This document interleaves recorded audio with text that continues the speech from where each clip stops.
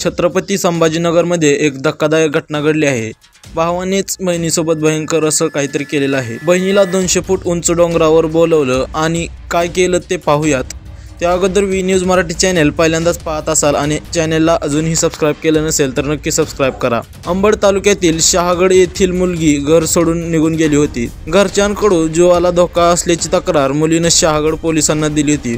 त्यानंतर घरच्यांनी समजूत काढण्यासाठी मुलीला संभाजीनगरच्या वळदगाव येथे काकाच्या घरी पाठवलं होतं। त्यानंतर काकाचा मुलगा ऋषिकेश हा नम्रताला गोड बोलून खावडा डोंगरावर घेऊन गेला। त्यानंतर त्याने तिला ढकलून दिलं, त्यामध्ये तिचा मृत्यू झाला। नम्रता गणेश शेरकर वय 17 वर्ष असे मृत्यू झालेल्या मुलीचे नाव आहे, तर ऋषिकेश तानाजी शेरकर वय 25 वर्ष असे ढकलून दिलेल्या भावाचे नाव आहे। दरम्यान घटनेची माहिती मिळताच पोलीस घटनास्थळी दाखल झाले आहेत, तसेच आसपासचे अनेक लोक घटनास्थळी दाखल झालेले आहेत। दरम्यान पोलिसांनी या प्रकरणाचा तपास सुरू केला असून प्रेम प्रकरणातून ही हत्या झाल्याची माहिती मिळत आहे। या प्रकरणी पोलिसांनी आरोपी ऋषिकेश तानाजी शेरकर विरोधात गुन्हा दाखल केला आहे। पोलीस पुढील तपास करत आहेत।